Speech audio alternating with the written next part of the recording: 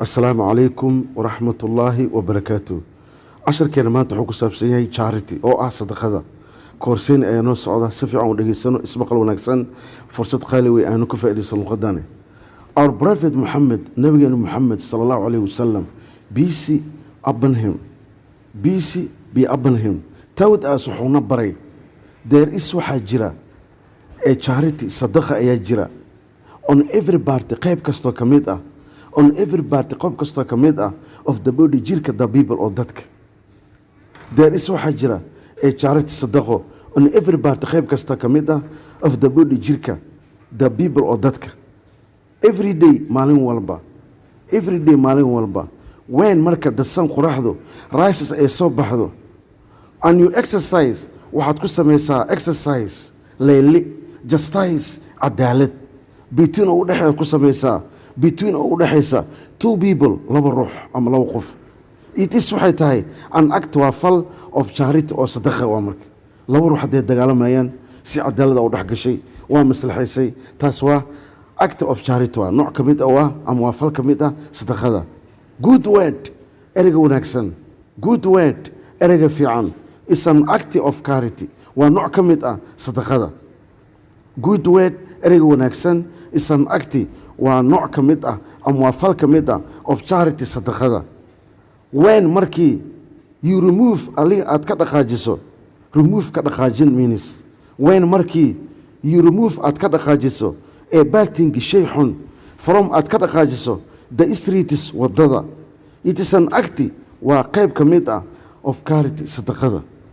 It is an act, waa nooc ka mid ah ama waa fal ka mid ah charity, sadaqada.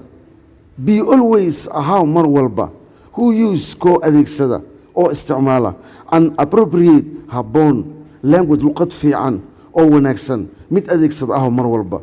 When you are, markii adiga aad addressing, aad sheegayso other people, dad kale aad la hadlayso, either midkood xataa aad la hadlaysay, those kuwaas who are older oo kaa waaweyn, to them iyaga, or ama younger kaan dhalinyarsan, then you adig marka loo fiiriyo dad haddii yihiin kuwa adig kaa waaweyn ama kaa yar haddii yihiin oo kaa dhalinyarsan, waxaa la rabaa inaad la hadasho si tartiib oo deganaan ah. You have to talk, waa inaad la hadashaa them iyaga politely, si edebal ula hadal oo wanaagsan, with ay ku jirto good behavior, dabeecad wanaagsan, with ay ku jirto good behavior, dabeecad wanaagsan. When you address, markaad la hadlayso your parents, waalidiintaada, when markii you address aad la hadlayso ama aad la sheekaysanayso your parents, waalidiintaada, use adeegso polite language, luqad edeb la adeegso. And don't angry with them, hana ku xanaajinin, and don't angry, ha ka xanaajinin with them iyaga.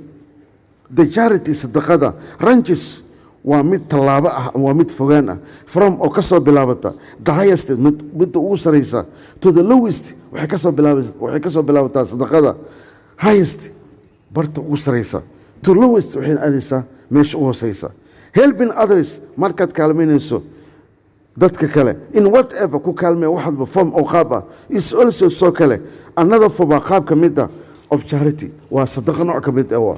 Markii dadka aad kaalmaynaysid, si wanaagsan aad la hadlaysid, waxyaalo badan dhulka aad ka qaadid, waxaas dhan waa kind of charity, waa nooc ka mid ah waa sadaqada. Our food stamps, raadadkeena, our food stamps, raadadkeena, food stamps means raadad kale, raadki ama saanta qofka meesha u maro ayaa la yidhahdaa. Our food stamps, raadadkeena, as we go, saan ugu socono, to say, inaan dhahno prayers, salaadaha shanta ah oo Ilaahay uu faral yeelay, are also soo kalena acti, waa fal ka mid ah of charity, sadaqada. Because of maxaa yeelay prayers, salaadaha block us, waxay naga xiraan, waxay naga ilaaliyaan from doing, inaan samayno evil deeds, falka xun ah. Our food stamps, talaabooyinkeena ama raadadkeena, as we go, saan ugu socono, to say, inaan dhahno prayers, salaadaha, are also soo kale act of charity, waa nooc ka mid ah ama waa fal ka mid ah sadaqo. Because of maxaa yeelay prayers, salaadaha shanta ah block us, waxay naga celiyaan, waxay naga difaacaan, gaashaan waxay nagu yihiin from doing, inaan samayno evil deeds, falka xun ah.